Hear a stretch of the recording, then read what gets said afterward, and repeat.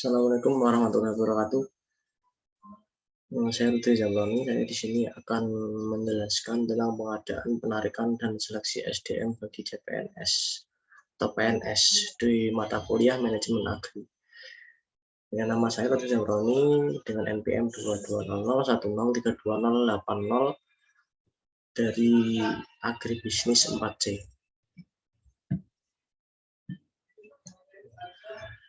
Proses rekrutmen PNS secara online, kelebihan dan kelemahan, cara mengatasi kelemahan-kelemahan sehingga sistem rekrutmen berjalan secara efektif dan efisien. Proses sistem dari PNS secara online ini yakni yang pertama mengakses website yang sudah disiapkan, kedua mengisi data-data yang diperlukan dalam formulir registrasi. Yang ketiga, kemudian calon pelamar PNS akan mendapatkan nomor registrasi dan melakukan verifikasi dokumen dari mereka. Yang keempat, setelah proses verifikasi berhasil, maka calon pelamar PNS atau CPNS akan melakukan ujian seleksi. Yang kelima, Badan Kepegawaian Negara telah membangun sistem rekrutmen dan seleksi berbasis kompetensi. Secara komputerisasi yang disebut Computer Assisted Test atau disingkat CAT adalah suatu metode seleksi dengan alat bantu komputer yang digunakan untuk mendapat standar minimal kompetensi bagi para pelamar calon PNS atau CPNS untuk mewujudkan tenaga kerja yang profesional dan bermartabat.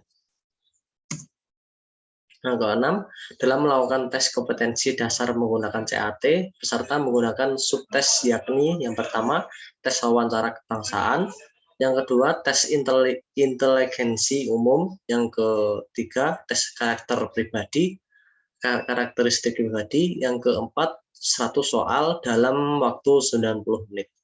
Yang ketujuh, untuk dapat melanjutkan ke tahap berikutnya, peserta harus mencapai standar nilai minimal kelulusan pada setiap subtes. Dari kelebihan sistem CAT tersebut, hadirnya sistem ini pasti memiliki suatu yang unggul sehingga sistemnya dapat menggantikan sistem yang terdahulu. Memanfaatkan kecanggihan teknologi menjadi hal penting bagi perubahan seleksi CPNS ini. Banyak hal lainnya yang menjadi kelebihannya, diantaranya yakni yang pertama, pendaftaran dapat dilakukan secara online. Jadi peserta tidak ribet-ribet untuk datang ke kantor dan antri karena sekarang sudah dipersimpel dengan cara pendaftaran secara online. Yang kedua, nilai hasil ujian bisa dapat langsung dilihat. Ketika para peserta CPNS melakukan ujian dan mereka selesai melakukan ujian, maka nilai otomatis akan muncul di layar. Yang ketiga, penyediaan soal keseluruhan terinput dalam komputer. Yang keempat, tingkat penilaian yang objektif karena penilaiannya menggunakan sistem komputer yang otomatis langsung bisa mengoreksi dari jawaban CPN calon pegawai negeri sipil tersebut. Yang kelima, dari akses dari setiap skor yang didapatkan akan mudah untuk diketahui. Kekurangan dari sistem CAT ini pun juga ada.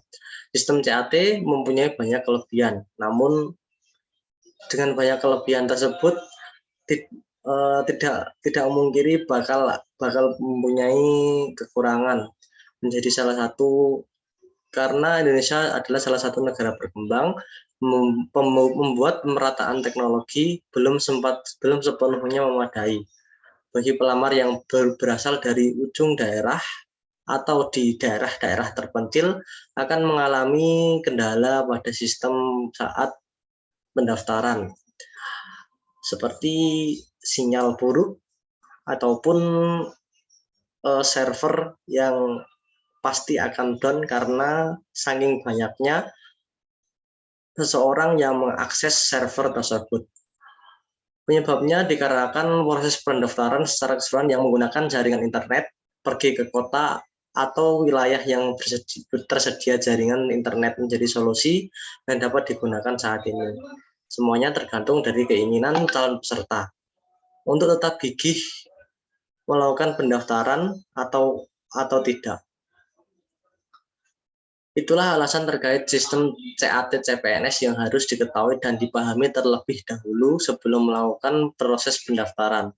Baca dan simak baik-baik setiap panduan yang diberikan oleh panitia sistem yang diberikan oleh panitia penyelenggara CPNS dan arahan, ketentuan, dan syarat yang berlaku pada laman SSC ASN.